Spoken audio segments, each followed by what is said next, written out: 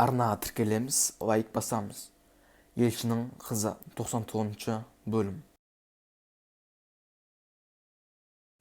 Сүйінші,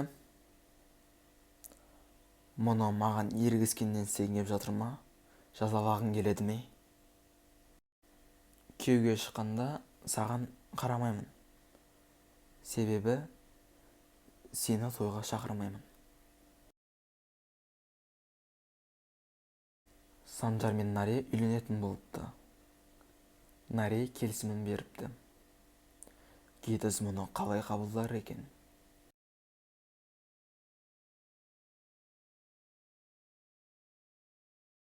Наре қандай шырынды жақсы көреді? Апельсинді не болды? Құрбысымын ғой, білуім керек. Елшінің қызы 99-ші бөлімнің соңы.